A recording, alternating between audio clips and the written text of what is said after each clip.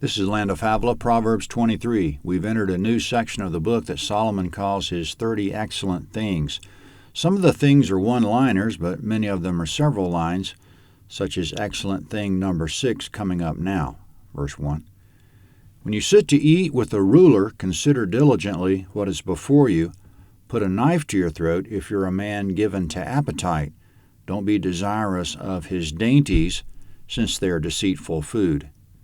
Comment on the surface of it. If a ruler invites you to eat and you're delighted with the delicacies set before you, put a knife to your throat. The ruler is luring you into his service. The implication is that the ruler will own you because you're easily bribed with luxury and you're bribed with the honor of being close to the seat of power.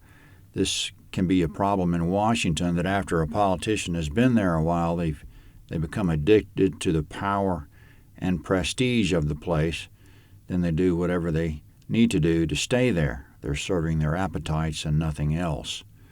Next subject, verse 4. Don't weary yourself to be rich. In your wisdom show restraint. Why do you set your eyes on that which is not? For it certainly sprouts wings like an eagle and flies in the sky. Comment in verse 4. Don't weary yourself to be rich. In your wisdom show restraint. End quote. It could be that we're to connect that statement to the next one in verse 5, quote, why do you set your eyes on that which is not? For it certainly sprouts wings like an eagle and flies into the sky. That which is not, we might imagine, is inward fulfillment. Wealth can't purchase that. When a person pursues wealth, his real goal isn't a stack of money per se. It's how that stack will make him feel. He grasps for things inward, but those things sprout wings like an eagle and fly into the sky. He buys the house, the cars, the boat, the airplane, but nothing does it for him. So he should have shown restraint in the first place and not worn himself out pursuing riches. If we take verse 5 separately rather than combining it with verse 4, it's still highly impactful. Why do you set your eyes on that which is not? For it certainly sprouts wings like an eagle and flies into the sky, end quote. Let's say someone dies, for example, and we wish for them to come back, or there's a lost love and we know good and well that that person isn't coming back.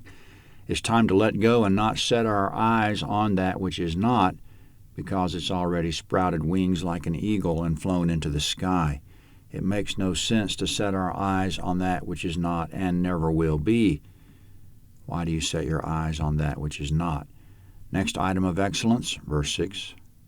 Don't eat the food of him who has a stingy eye, and don't crave his delicacies, for as he thinks about the cost, so he is. Eat and drink, he says to you, but his heart is not with you. The morsel which you've eaten you shall vomit up and lose your good words. Comment in verse 6. Eating the food of him who has a stingy eye is when somebody invites us to eat, but he doesn't want us to accept the invitation. The invitation isn't from his heart. His stingy eye watches as we eat. He hates to see his food disappearing. We'll vomit the food up. The moral of the story is not every invitation is from the heart. The next excellent thing of counsel and knowledge is a one-liner, verse 9. Don't speak in the ears of a fool, for he'll despise the wisdom of your words. Comment, don't try to teach a fool, because in the first place he won't listen, and in the second place he'll despise your wisdom. You'll only make him angry if you try to help him. He'll think you're condescending or whatever. Next subject, verse 10. Don't move the ancient boundary stone. Don't encroach on the fields of the fatherless, for their defender is strong. He'll plead their case against you. Comment, moving the ancient boundary stone means moving a property marker to steal your neighbor's property, with emphasis in this case on a vulnerable neighbor who maybe won't notice it or be able to stop it. The moving of the marker will be done in attempted secrecy. Theft that hopefully no one notices is called embezzlement. Defender in verse 11 is capitalized because the defender is obviously God. He'll make sure the thief won't get away with it. Not forever, anyway. The next item is short, verse 12. Apply your heart to instruction and your ears to the words of knowledge. Comment, get all the good advice you can, teaching, information, all you can, Today we formalize that process into what we call getting a good education, but we have to keep monitoring whether the information we're getting is accurate. When your narrator graduated from medical school, a retiring professor spoke at the commencement. He said, "Half of what we taught you is wrong. Unfortunately, we don't know which half," end quote. So in our educations, when there's room for skepticism, let's be skeptical. The Proverbs coming up are easy to understand, but it's hard to know which verses were meant to be taken together. The transitions from subject to subject are gradual. We'll break it up as best we can, as logically as we can. Verse 13. Don't withhold correction from a child. If you punish him with the rod, he'll not die. Punish him with the rod and save his soul from Sheol. Comment, the rod won't kill a child and might save his soul from hell. There's a story in your narrator's family that when an uncle was born around 1930, his very elderly great-grandfather, a Civil War veteran, came to the house to see the baby for the first time. His comment to the father wasn't anything to the effect of how cute the baby was or congratulations to the parents or anything pleasant like that. It was a severe and stern, "Don't spare the rod." That comment was no doubt inspired by the 5 verses in the Proverbs to that same effect. The popular proverb derived from those verses is, "Spare the rod and spoil the child." Now, probably changing subjects, it's hard to tell. Verse 15. My son, if your heart is wise, then my heart will be glad, even mine. Yes, my heart will rejoice when your lips speak what is right. Comment, the father will rejoice if his son is wise and speaks what's right. Verse 17. Don't let your heart envy sinners, but rather fear Yahweh all day long. Indeed, surely there is a future hope, and your hope will not be cut off. Comment, there's stability in following God rather than envying sinners and following them. The person who follows God will not be cut off, but the one who envies sinners and follows them will be cut off. Verse 19. Listen, my son, and be wise, and keep your heart on the right path. Don't be among ones drinking too much wine, or those who gorge themselves on meat. For the drunkard and the glutton shall become poor, and drowsiness clothes them in rags.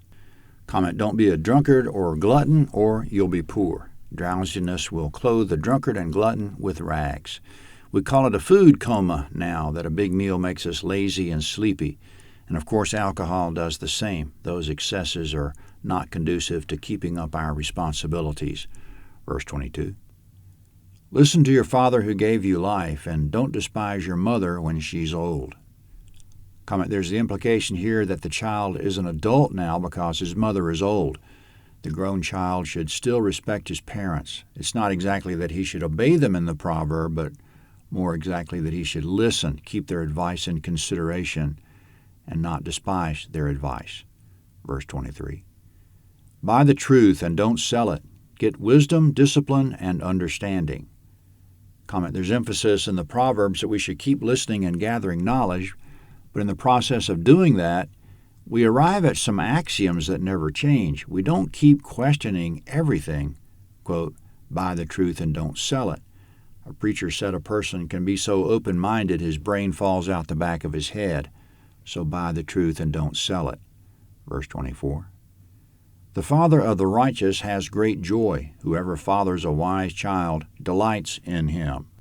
Comment, this is one of many proverbs about a wise child being a delight to his parents, and the reverse is true, that a son who's not wise is a grief and calamity to his parents. Proverbs 10:1, 17:25, and 19:13. Verse 25. Let your father and your mother be glad. Let her who bore you rejoice. Comment, this goes with the verse before it, son, be wise, and your parents will rejoice. Now 3 verses about prostitution and adultery. Verse 26. My son, give me your heart, and let your eyes keep in my ways. For a prostitute is a deep pit, and a wayward wife is a narrow well. Yes, she lies in wait like a robber, and increases the unfaithful among men. Comment in verse 27, falling for a prostitute or another man's wife is like falling into a deep, narrow pit. It's a terrible trap. Now a 7-verse proverb about drunkenness. Verse 29. Who has woe? Who has sorrow? Who has strife? Who has complaints? Who has needless bruises? Who has bloodshot eyes? Those who stay long at the wine, those who go to seek out mixed wine. Don't look at the wine when it's red, when it sparkles in the cup, when it goes down smoothly. In the end it bites like a snake and poisons like a viper. Your eyes will see strange things, and your mind will imagine confusing things. Yes, you'll be as he who lies down in the middle of the sea, or as he who lies on top of the rigging. They hit me, and I was not hurt. They beat me, and I don't feel it. When will I wake up? I can do it again. I can find another. Comment in verses 29 to 35, a drunkard has woe, sorrow, strife, complaints, needless bruises, and bloodshot eyes. The wine was pleasant when it went down, but in the end it bit like a snake. In verse 33, he hallucinated and was confused. In verse 34, he had no balance. It was like he was lying on the surface of the sea or on top of the ship's rigging. In verse 35, he was in a fight and got beat up, but he didn't feel it. In the last line, he's awake enough now to want another drink, but he's still too drunk to find it. Proverbs 24 is next.